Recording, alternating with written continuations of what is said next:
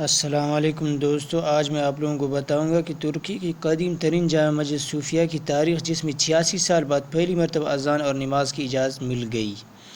ترکی کی جامع مسجد آیا صوفیہ میں 86 سال بعد پہلی مرتبہ اذان اور نماز کی اجازت مل گئی۔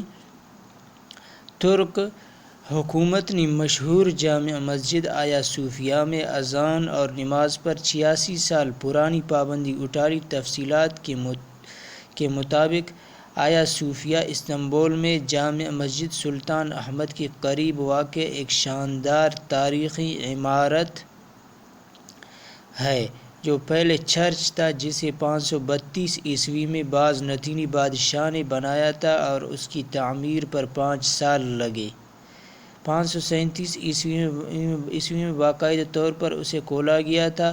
آیا صوفیہ کی تعمیر بہت خوبصورت ہے۔ آج بھی دنیا بھر سے ہر سال لاکھوں کی تعداد میں سیاح اس عالی شان تعمیر کو دیکھنے آتے ہیں۔ 916 سال تک مسجد آیا صوفیہ کیتھولک چرچ رہا، پھر مسلمانوں کی فتح کے بعد تقریباً 418 سال تک مسجد رہا۔ آیا صوفیہ کو کئی بار گرایا جاتا رہا، آخری بار 1346 عیسوی میں اس کی تعمیر کی گئی۔ اس کے بعد عثمانی دور خلافت میں اس کی ترمیم ہوتی رہی۔ سلطان محمد الفاتح نے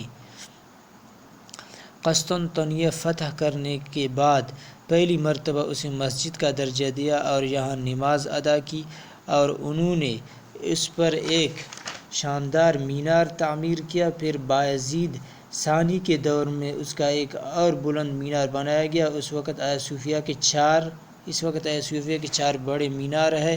481 سال تک یہاں مسلمان اذانیں دیتے رہے اور نمازیں پڑھتے رہے، لیکن 1934 عیسوی میں کمال اتا ترک نے اپنی روشن خیالی اور اسلام دشمنی کی وجہ سے جہاں ترک میں دیگر مساجد میں اذان اور نمازیں پڑھنے پر پابندی لگائی، وہیں آیا صوفیہ میں بھی نماز اور اقامت پر پابندی لگا کر اسے ایک میوزیم قرار دیا۔ 1991 عیسوی میں آیا صوفیہ کے ساتھ جڑے ہونکار نامی محل کی مسجد بنائی گئی، جس کے دروازے آیا صوفیہ کی طرف کھولے گئے جہاں لوگ نماز پڑھتے رہے۔ دوسری طرف طیب اردگان کے دور میں جہاں رفتہ رفتہ دیگر اسلامی شعائر آزاد ہوتے رہے، وہیں آیا صوفیہ کو بھی سابقہ مسجد کی حالت پر واپس لانے کا مطالبہ زور پکڑتا گیا۔ چنانچہ اسی دوران اناطولیان یوتھ ایسوسی ایشن نے آیا صوفیہ کو سابقہ حالت پر واپس لانے کے لیے زبردست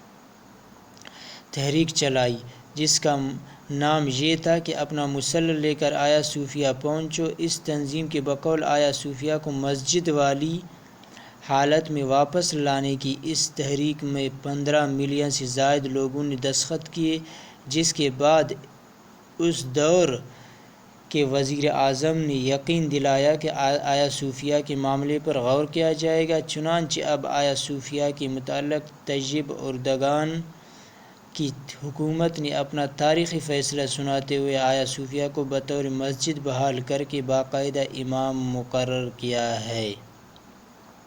پہلی مرتبہ یہاں 5 نمازوں کے لیے آیا صوفیہ کے 4 میناروں سے اذان کی آواز گونجنے لگی۔ ترک حکومت کے اس تاریخی فیصلے کے بعد عالمی اسلام میں اس کو سراہا جا رہا ہے، جبکہ دوسری طرف مغربی ممالک کافی پریشانی کا شکار ہے۔ اگر آپ ہمارے چینل میں نئے ہو تو سبسکرائب ضرور کر لینا تاکہ مزید اچھی ویڈیوز آپ کو آسانی سے پہنچ سکے۔ اللہ حافظ۔